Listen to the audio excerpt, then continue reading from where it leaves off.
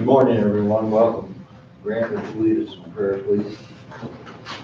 I'm probably going to take a moment to pause and thank you for all we have on a daily basis. We pray as always for our board and our county. Also continue to help guide us in our positions and serving the public. Pray as always that you'll keep us safe as we go throughout this day. We're thankful for all that we have in each and every day that you give us. I ask you to forgive us our sins and our shortcomings in Christ's name.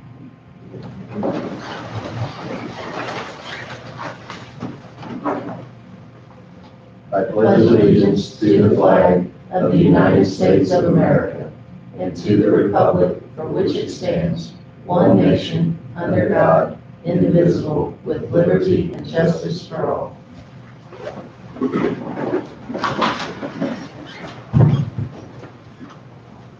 Lance, would you do the roll call, please? Commissioner Harville? Here. Commissioner Pitts? Yes. Commissioner Miller? Here. Commissioner Toller? Here. Commissioner Gould? Here. Having a quorum, I'll call the meeting to order. First item, approval of minutes. We have regular board meeting minutes, October 22nd. Everybody have a chance to look at those? Yes. Any additions or deletions? Move to approve. Second. Commissioner Harville? Yes. Commissioner Pitts? Yes. Commissioner Miller? Yes. Commissioner Toller? Yes. Commissioner Gould? Yes. We also have the executive minutes from October the 8th and October 22nd. Everybody have a chance to look at those? Yes. Any additions or deletions? I'll make a motion to close. I'll second. You keep them closed.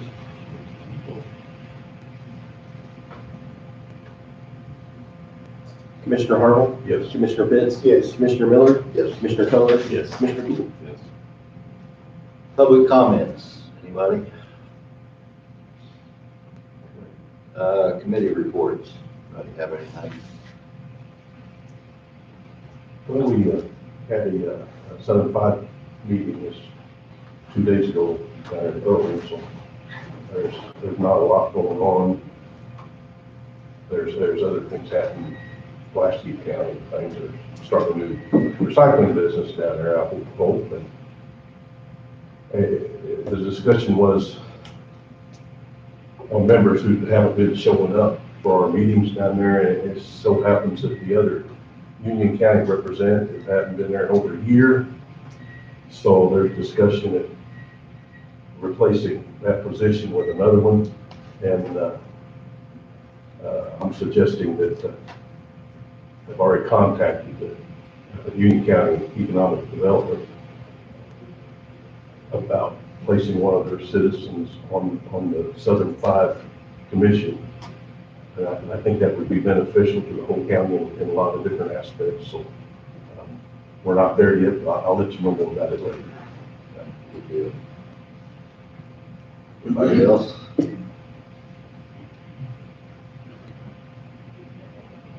Building permits.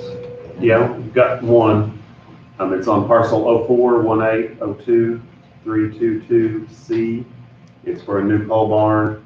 There's no subdivision, there's no floodplain. Recommend for approval.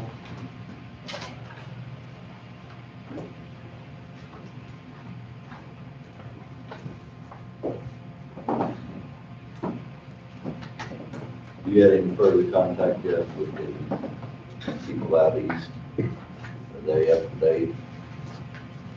The one applied, Right. the bigger building, haven't talked like the other. He could probably remind them. Yeah. Get that done. While we're looking at this, anything you need to report as far as roads or anything going on? Not really. Kind of finished up all our oil and chip for the season and kind of switched back to maintaining our gravel roads and getting ready for winter. So we just How's the project on the nursery road? Is that done? we finished Nursery Road, and then we've got a little bit more to do on Pine Tree Road.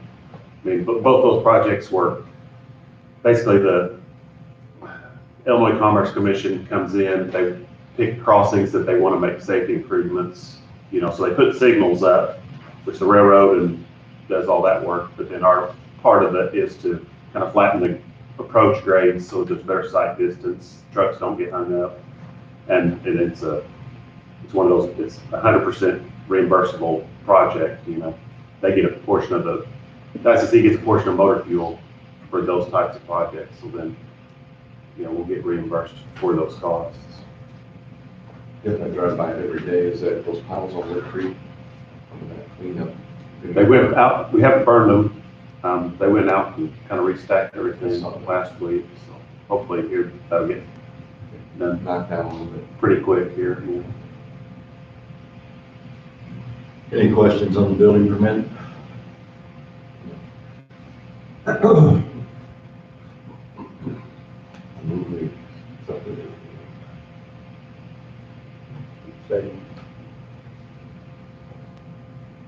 Commissioner Harville? Yes. Mr. Pitts? Yes. Commissioner Miller? Yes. Mr. Kohler? Yes. Commissioner Gould?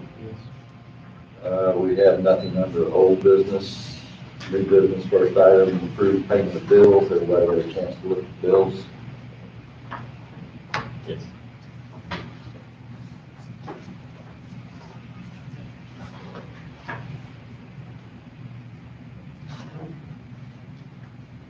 I'm on motion with the payment of the bills.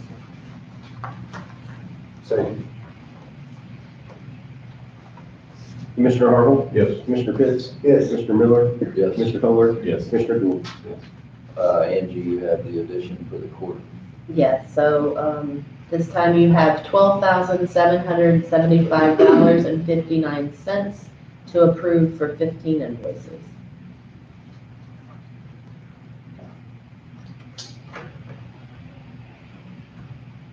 I think we're gonna discuss during budgets and possible, fixes for this, hopefully, times and things after having some conversations with different ones involved in the system, which we're gonna have more conversations. At this point in time, we still need to go ahead and pay that bill. Make a motion, pay the bills.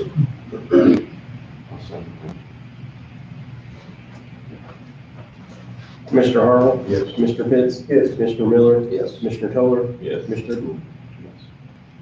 Item B, approval of additional ARP funds for AJ Water.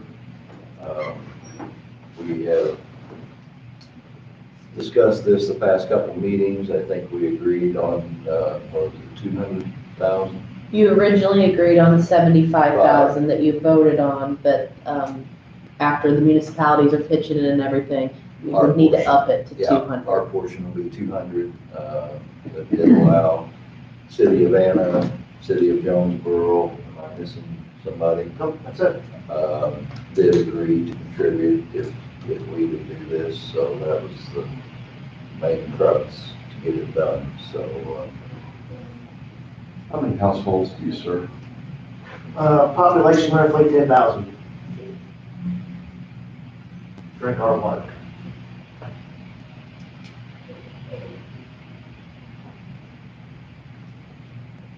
I make a motion, we approve the $200,000 figure as additional funds for AJ Water. Second. Just to be clear, it's not another 200,000, you're upping it to 200,000 from the second. Right, Okay. right, right. So it'd be an additional 1.25. Okay. I'm sorry, who seconded it?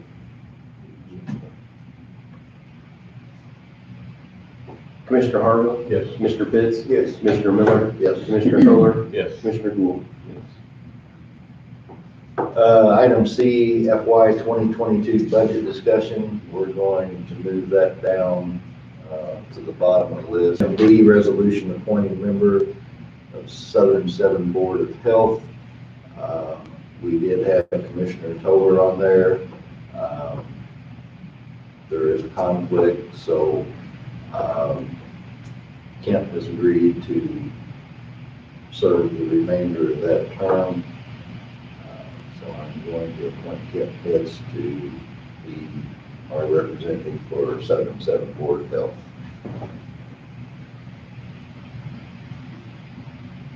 Anybody got any discussion on that or questions? Please, motion. Well, no, I just made it. Okay, I'll second. I think I did. You did. All right, Commissioner Arnold, Yes. Commissioner Fitz, Yes. Commissioner Miller, Yes. Commissioner Toller, Yes. Commissioner Gould. Yes. Next item is a resolution decreasing the established law library fee. This was sent down from higher ups. It's just a matter of we have to do it. It actually reads that the law library fee shall not exceed $21 through December 31st, 2021.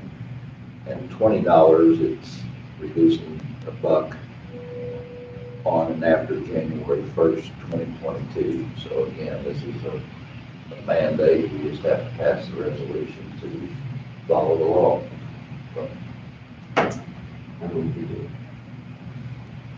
I'll second it. Commissioner Harville, Markers that you can see. And if you want, I can turn the lights off if you can't see those amounts from there. That Do what? probably help if you turn the Would lights it on. help? You just turn off one side. Turn part of it. Yeah, Let's this see, side off. I don't know which is which. That helped a lot there.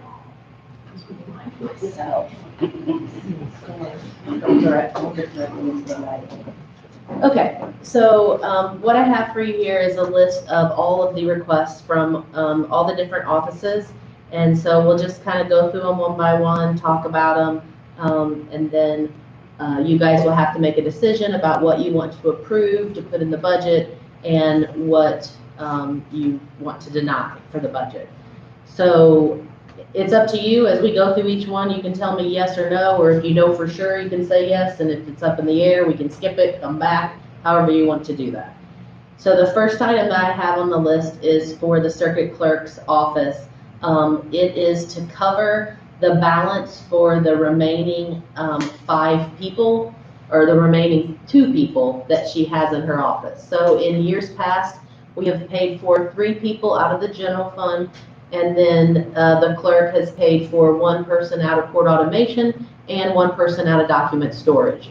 As you know, back in, I think it was 2019, the circuit clerk at that time had come to us and told us that the fees were all being reduced. It was statewide. And so therefore they were getting less and less fees in court automation and document storage. Last year when we did the budget, you had to supply $20,000 to court automation in order to cover the employees that she had. This year, it is to cover those employees, it'd be $44,782, because again, there's no beginning balance in the court automations. There's very limited money coming into them, and so this will cover 5. I will say that if you remember, we have for the last several years have budgeted for 6 people in that office. We struggled with the prior circuit clerk wanting 7, and you guys were saying 6. Carrie has taken that office down to 5. For now, she's comfortable at keeping it 5. She's just asking that you cover those 5 employees, so because she can't operate with less than 5. So Carrie, if you have anything to add, or Yeah, if I could just have a minute, just to sort of toot our own horn. So as Angie mentioned, when I took office, prior to me, there had been some disputes, and I'm not making any judgments. I don't know what happened prior to me coming on board. But at the time, the prior administrations were paying out of our clerk or doc storage and court automation funds to pay for the employees due to the dispute. And when I took office, we had no money to pay the salaries for the employees that I had in place.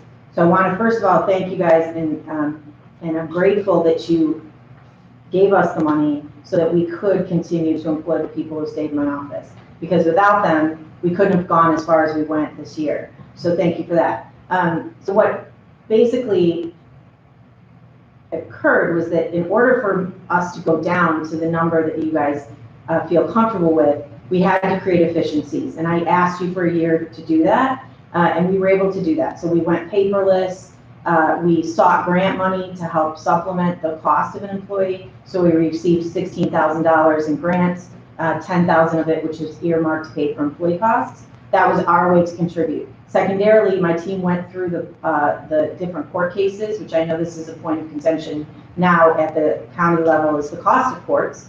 But my office went through, did their due diligence, found ways that we could close out cases and gather money that was sitting out there just dormant. So through a partnership with the judges, we were able to do that. And we were to bring in one-time revenue stream for you. We can't sustain the amount of money that we were able to collect because it was a one-time collection, but my team went out, actively sought it out. Then we came to you with and my team wrote an offer to you, a labor offer that gave all of us an opportunity to forecast for the next 5 years. So you're gonna understand what your employee costs are gonna be from my office. You're gonna know what the raises are gonna be, how many people are gonna tier up and tier down. So all these things happened in the first year of my administration.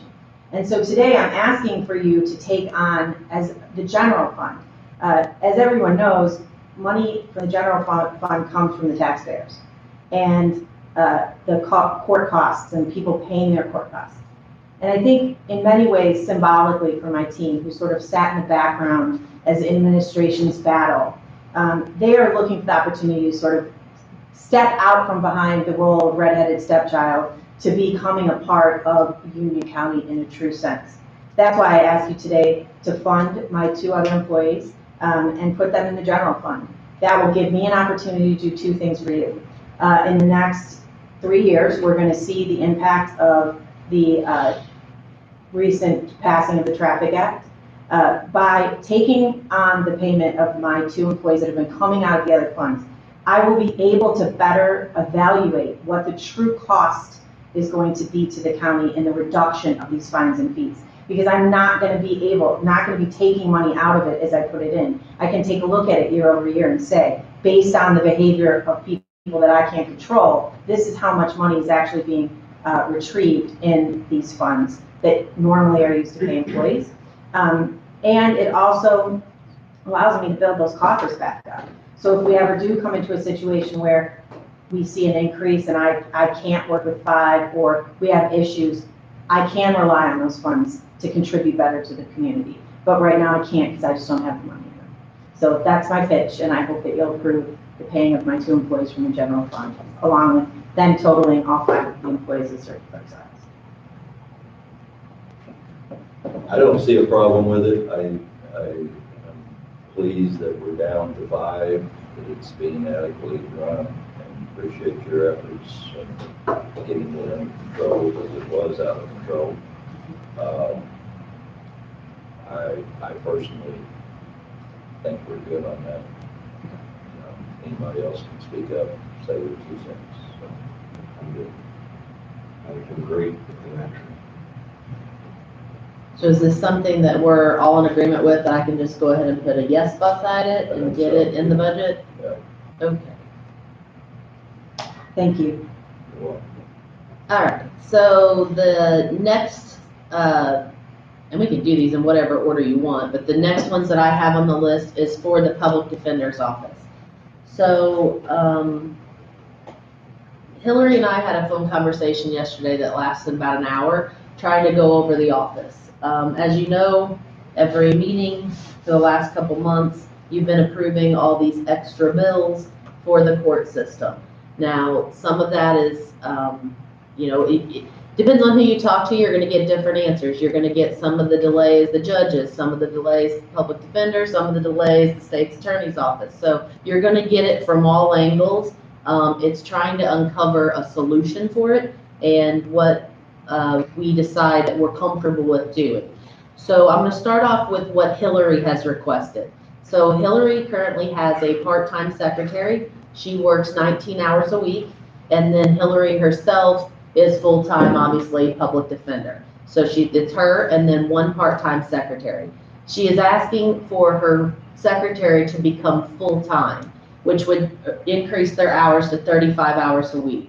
So this first number that you're seeing right here would be the additional money, $10,587.60, to give the secretary from 19 hours a week to 35 hours a week. Now, when you do that, because they're full-time, you now have to pay IMRF and health insurance. So this next number actually exceeds the increase in the salary. The $16,464.98 is an estimate of the fringe benefits that what you would have to do if you make it full-time. So to make her secretary a full-time secretary, you're looking at $27,000. I ran a second set of numbers that just said, what if we took her secretary to 27 hours a week? So if you go to 27 hours a week, you still have to pay IMRF, but they are under the threshold for having to pay for health insurance. So that's where you have the huge savings on fringe benefits. So if you change her secretary from 19 hours a week to 27 hours a week, you're looking at an extra $6,200 to do that. So like I said, her original request is to make it full-time. I ran the numbers for you for 27 hours. However, I also added this next section, and Hillary did not ask for this. So in brainstorming to try to figure out how we can create more efficiencies for our court system, I'm bringing to you a suggestion that we add a second full-time public defender. Obviously, I can't promise you that that's going to be the fix, but I do think that that will help some.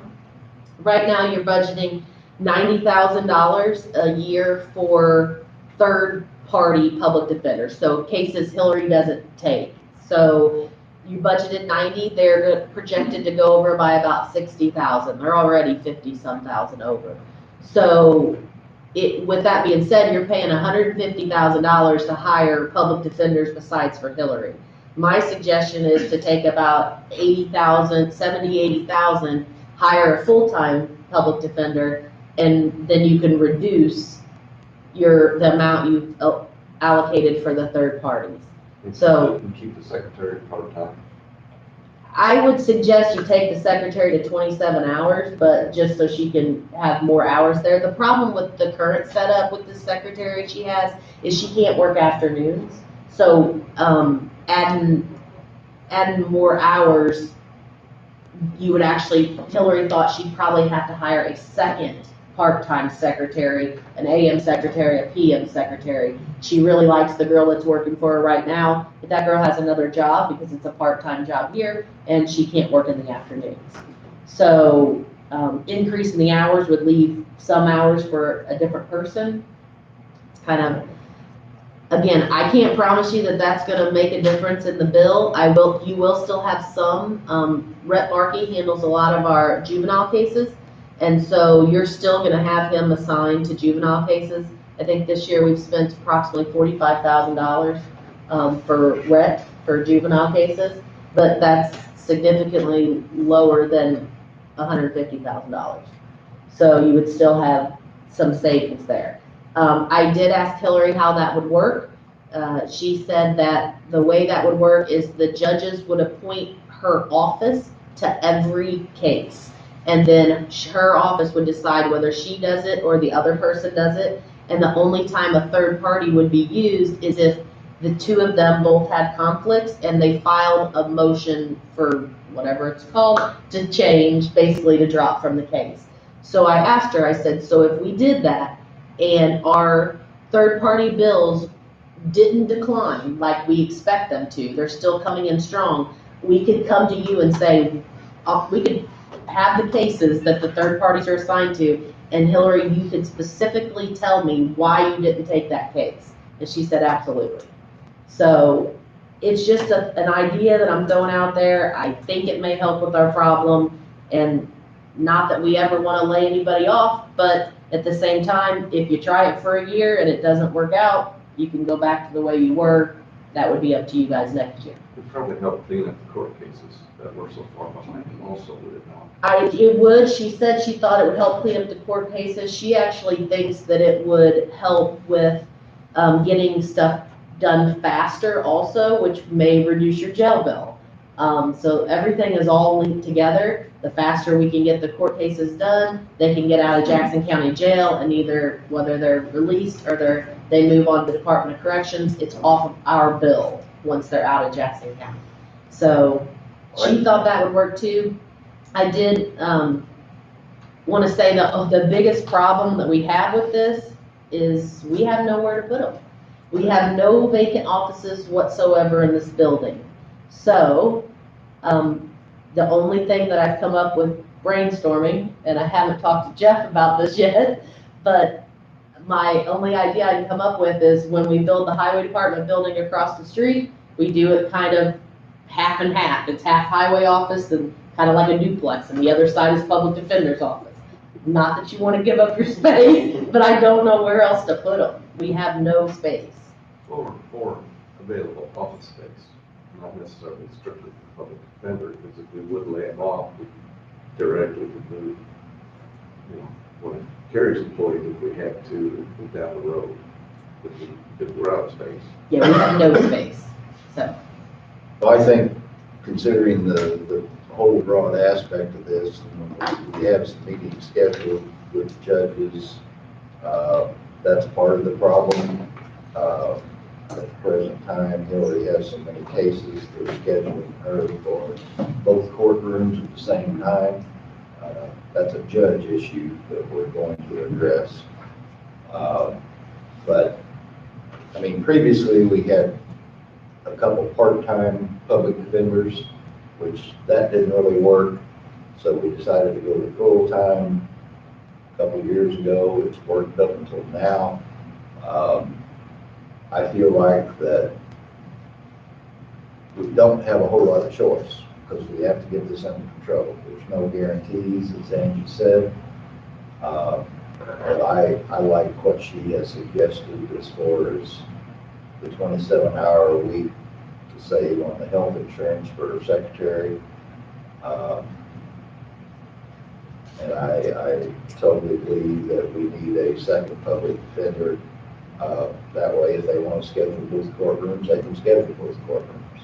And hopefully get this somewhat under control. It's not going to alleviate all the expense we have, but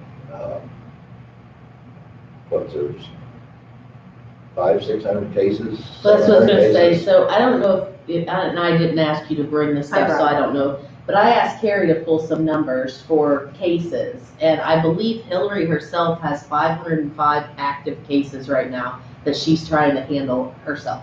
So Hillary has 505 active cases. Your outsourced lawyers have 127. So you have a total of 632 active cases. And one of the issues, as she highlighted, is that when we do the court calendar, the judges, because we've had conflicts with judges too, we have Judge Edmonds and Judge Denny. Judge Denny's new and was on civil, so we don't have a lot of problems with criminal. We have to schedule one public defender all the time in 2 running courtrooms, morning and evening. And so when you have one body, what will happen is, let's say a judge has to continue a case, on a criminal case, on a Tuesday, and he continues it. Well, then he says, clerk, reset it for a month from now on Thursday. So a month from now, we reset it. Well, let's say that Hillary already has, on that Thursday that he reset for, a full caseload. Well, now he's added that other case. So she goes to prep, and now she has all the cases that was already scheduled and these new cases that were added last month. So she goes to the courtroom and says, they don't have enough time today to prep. Can we continue? So then another case gets continued. So until you have 2 bodies that are working that many cases, you're going to constantly have this revolution occurring of cases that get reset and reset and reset and reset. You can't have one person in 2 places at the same time, essentially. Well, that, plus the fact, and I'll just say it, Judge Gott and Judge Edmonds kind of fight each other a little bit. I think Judge Gott came in strictly for the juvenile side. Well, that's what I mean, but Yeah. both of them on the juvenile, they're gonna schedule just to piss the other one off. There's a lot of, I'm sorry, but there's that's just a- a fact. I can't confirm nor deny that allegation. However, what I can say is that I think that scheduling of the judges is a separate issue from the backlog of criminal cases we have that are touched by both the state's attorney and the public defender's office. The judges and the judiciary is a separate scheduling issue in and of itself. So, Without another, supporter, I don't know how Hillary can get for any case anyways. I mean, she's always the court. How do you prep for your cases? Well, and that is from what I'm hearing, Carrie, correct me if I'm wrong, there's oftentimes that we go to court and Hillary has to ask for a continuance because she hasn't even been able to meet with her client yet because she's got 505 clients. And so sometimes she can't get through them to meet with them fast enough, which continues the case. And a lot of Hillary's clients are sitting in jail, which means they sit in jail longer, which drives your jail bill up. It's all connected. Well, I like the suggestions Angie has made. As far as I'm concerned, I'm good with those. You guys speak up, say whether you are or not. As far as the space is concerned, hopefully we're going to get going on this across the street pretty quick. I think that's a possible resolution. Hillary did tell me that, because I said, it may take a while for that building, and I don't know what we would do in the meantime. She said that if we found somebody, obviously it'd take a minute to find somebody before that was built, that most likely they could work from home. They would just come here on court days, and then when they came here and needed somewhere, the community room is usually open. That's where she had her intern work this past summer. So we kind of just coordinated. I told her what days it was taken, and then she found a spot for him those days. Well, I prefer the extra full-time person. One of the reasons that we switched from the part-time before is because they weren't doing their job. They obviously had another job, a law firm they worked in or whatever, and that's where they were spending all their time. And this was kind of the last resort for them to do. So, I think we need to go back to this and give it a shot. We haven't changed it in a year. So can I ask a quick question? How many in Tyler Edmonds, or not Tyler Edmonds, Tyler Tripp, how many assistant prosecutors does he have? One. He has one? Yeah. He has one, so we'll get to that when we get down to Okay, the. what I'm getting at is State's it would be a more fair situation for the defendants if somebody was in her office helping. Right now, he has one, himself, and he has one, full-time ASA, Assistant State's Attorney. And then because of the money he paid that second ASA, the money he has left is only about enough for a part-time ASA. He had a second part-time ASA. She just recently, resigned. And so he's still got that position open, which when we get down there, we'll talk about it. And then he has 3 paralegals Is that also help. getting things done in a more time efficient manner, being more fair to the defendants. Right, well, and if At the you're same talking time, about attorneys and support staff, he's got 2 attorneys, 3 support staff, and 1 open position, and she's got 1 attorney and half the support staff. can I make I don't know if I'm speaking out of turn, but what about using for a space for the second state's attorney, the probation department? Because probation sees the same clients as the the public defender. So don't they have an office space that we could put a public defender in? Well, when we were making the public defender's office, I actually spoke to Judge Edmonds about putting Hillary in there originally. His comment was that we cannot do that because they're the public defender and that person's going in for probation. They're not privy to the same information all the time, is what he's saying. So what the public defender knows and what the client is willing to tell his lawyer, he may not be willing to tell his probation officer. 2 full-time ASAs in that office. When he took office, he had the money that the other state's attorneys had for 2 full-time ASAs. He came to me and told me that instead of doing that, he was offering a larger salary to 1 individual that he really wanted to come here so that they would come be the ASA. When he said that, I told him that means you're not going to have enough money for a second ASA To which he responded, I won't need one, I'll just need a part-time ASA. He's that good. Then a year later, they've realized caseload, he wants a second ASA. So he's asking for additional money to add to what he has left to be able to hire a full-time second ASA instead of a part-time. He's requested $30,000, which would make the total salary for that second ASA $75,288, which I think is really high. I just put it out there. Well, I for one am not real pleased because he was told and explained to and asked and he refused to do it. And now it's come back to bite him. I don't know.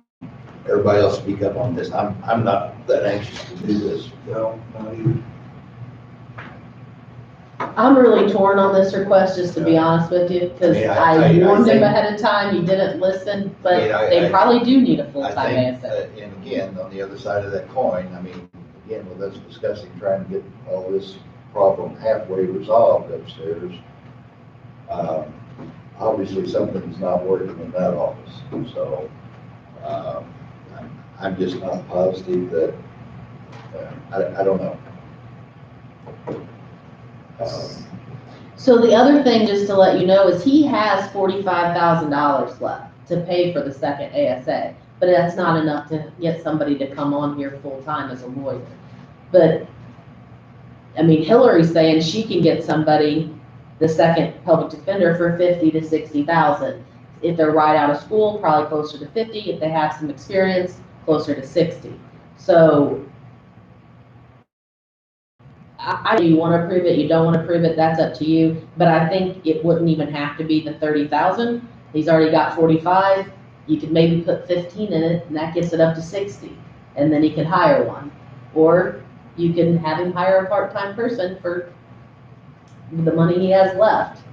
I would rather see us put it 15,000 and use the available money that he already has and hope that that corrects the deal. I don't think part-time people are going to work well, but that's what I would be in favor of. That would be the most I would conclude to do. I mean, I think add that to what he's got and he makes it work. You know, he finds that person. I mean, I don't, so. That would also lower the fringe costs too, some. You have numbers for his office too, right? Yes, so the state's attorney has 530 active cases. 279 of them are special prosecutors. So we often have special prosecutors come in. So there's a total of 809 active cases right now that go through that office. Again, 530, and that is covered by the state's attorney, full-time state's attorney, and then the 3 assistants. And he has a couple grant workers up there. And most of that conflict is due to the fact that he used to be the special prosecutor. Well, yes, I mean, he was our public defender, and then we had Public defense, Judge not Edmonds, special. who was Correct. our state's attorney, and then, you know what I mean? So Both we have, boards, both we of them. will probably always have special prosecutor or at least one Well, special Hopefully prosecutor. that's gonna run out after a while. So just so you know, with the state's attorney's office is a little bit different than the public defender's office, because public defender's office, if there's a conflict, you pay for it through these third parties. The state's attorney's office, when there's a conflict, those 279 cases are handled by the special The special prosecutor's prosecutor's office. We pay them $8,000 a year. We always have for way back years, and that covers it. We don't pay them anymore. It doesn't matter if we gave them 1 case or 270 cases, you're paying them $8,000 a year. So that's what they're for. And they're The appointed thing- by the state, so you know. How's these numbers changed over the last year? They're pretty consistent. Yeah, when you look year over year, I went back 3 administrations, year over year cases filed versus, based on category, they're pretty similar. So we did see a decrease from when Judge Edmonds was in office to when we went to Daniel Klingeman and then came to Tyler. So year over year, you're pretty consistent as far as what's getting filed. We've seen similar, maybe slight, I don't know, I'm not at the sheriff's office, so I don't know what I hasn't come guess, through. what's the backlog? Is the backlog increase? I think it's not all entirely, Well, some of it's COVID and well, if I did a study of cases, year over year again, and I looked at, years to, date to disposition, which means the date in which a case was filed into the courts, first appearance, to the day that we dispose of it, meaning we said they're guilty, not guilty, whatever it is. So depending on category, so if you look at criminal felony cases, the average amount of days to disposition is 482. Criminal, let's see, my misdemeanors are, hold on one second. that's okay, Carrie. But he said, no, that's just the number he thinks it's gonna cost. I asked, I've tried to ask questions. He's wanting to somehow integrate. So to change her hours from 19 to 27, you're looking at about $9,000. The next thing I have on here is we have reached out to AJ High School. We wanted to add 19 hours of a student worker. It would cost us $7,400 in wages. The high school pays $5 of the wage. And then the fringe benefits just would be, you know, the FICA and workers' comp. So those two together for a student worker would be $8,500. And then if you wanted to add hours onto they have, right now, I told you, we budgeted an administrator, 1 ACO, and 2 kennel techs. That's not what they have. They chose to use their money otherwise. They have an administrator, 2 ACOs, and 2 kennel techs. So they added a head count, but one of their kennel techs and one of their ACOs are sharing hours because that's what they thought would be the best thing. So instead of working 19 hours a week, they're each working half that, which is not very many. So it's a lot of money and a lot of stuff that I've got on here to request for them. We pay about half of whatever you approve, and the other half is paid by the municipalities. I will say the municipalities got about a 40% increase on their bill that we gave them this past year, and this would double their bill. So I'm sure they'll have some questions, but at the same time, I should have had this open, but just to let you know, when I look at what they're paying, none of them are even paying enough to hire one person if they wanted to do it themselves. So I think they've been by for many, many years, very, very cheap. They've gotten used to it. And now in this situation, let me see what I have. So did you add the full-time position in there? No. Oh, in here, yes. The Right. full-time administrator is in there because we've already made the offer. Right. It's just whether you want to add hours for the current ACO, a second ACO, and a student worker. So, like in 2020, they paid, the most that was paid was by Anna. They paid $11,000 for their animal control. So if they didn't want us to do it anymore and they wanted to go do it themselves, they're not going to hire somebody to do animal control for $11,000. So this year it would go up. But again, they're not going to be able to find somebody for $20,000. Or so, but part-time workers out in animal control is not working. There's just not enough hours in the day for them part-time workers to cover the caseload they have out there. They have a lot of cases and Yeah. I mean, obviously, they're doing a heck of a lot more work than what Dirk was doing. I mean, as far as picking up animals, I think I saw a Facebook post by somebody, we're full. oh, we're completely Yeah, full. We've Goes been on continuous. channel 3 news. Yeah. You know, that there's a bad. We have been full for a long time. And people don't realize what really consists in the operation of animal control. I mean, you gotta have it. Kent's done a great job as a commissioner, you know, out there supervising them. I'm on that committee with him, but Yeah. he's the majority of it. And we talk regularly. It's a job. I tell you, it's a job. So total right here, what I have for animal control total is about $32,000, 32,254, Of which would be half. which we would pay half. So it's really, As in, you're gonna get some pushback from the municipalities, but I've also talked to them out there and said, listen, if the municipalities decide they won't have the program anymore, and they said, well, then we could have less people. We wouldn't have to have less people, or we wouldn't have to have this many people. And according to them, if Jonesboro dropped out, they would need half what they need. I'm good with all of this person. So I think we can explain it to the municipalities on what's happening. I never know how they'll take it. So how much money we saving then on the high school kids working? I mean, that's the student work program.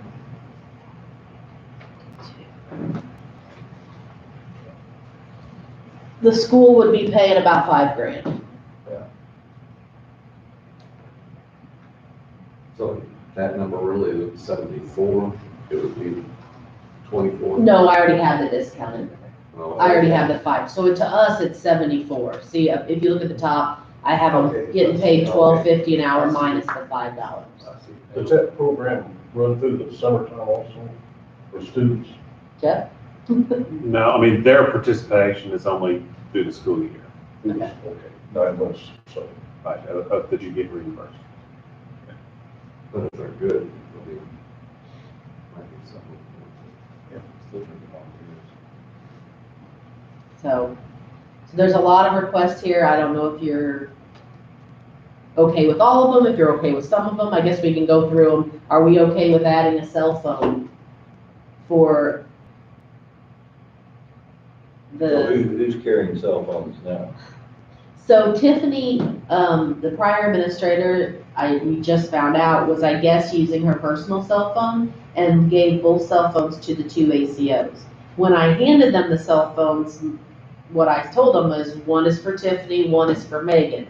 The second ACO is only working 10 hours a week. So her and Megan could trade phones on the days that she's working. That was my intention. But if you increase that second ACO's hours, she will need a cell phone. Right now, Tiffany was using her personal, and she gave both cell phones to the 2 ACOs. So we hired a new replacement for Tiffany. She has to have a phone. So I'm either gonna have to take it from the ACO and give it to her, or we're gonna have to order a new one. I don't have a problem. So what about increasing Megan's hours from 19 hours to 27 hours? That's $9,000. I'm good with that too, as long as she'll work. You ain't got a problem with the work. And then you She have works good. the student worker. I'm good with that on a double whammy. I mean, the student workers, these kids need training and skill sets, so. All right.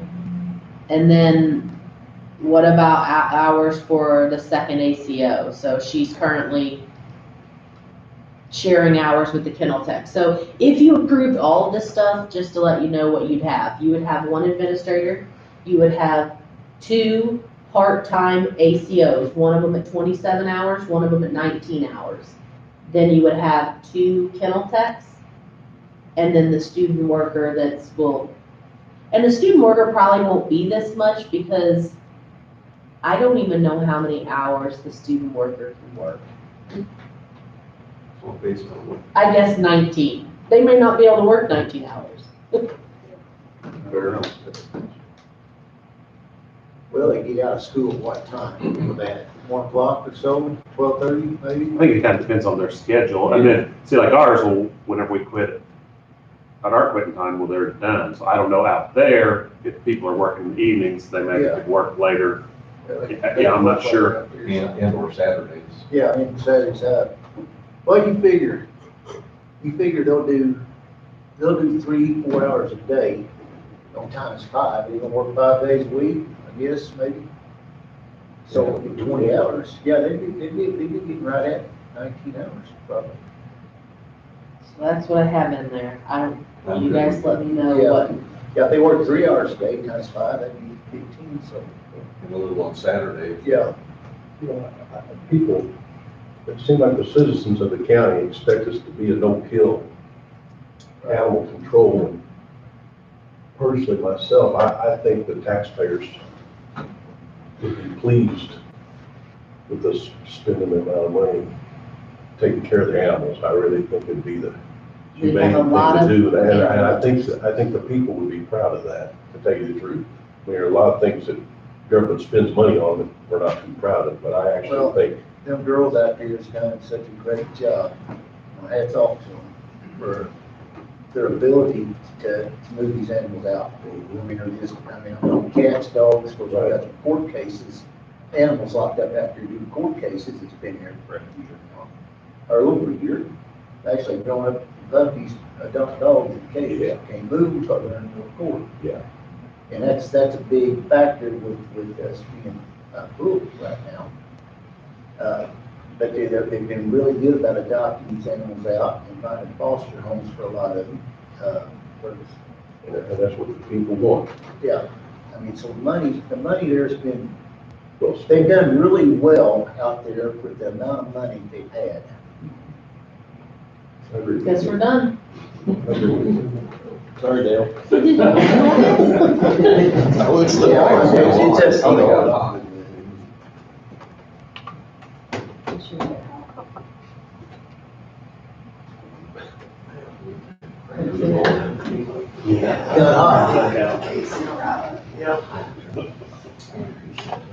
Been great. Take a break and let it cool down. This- We're gonna pause for a break. I'll stop the recording.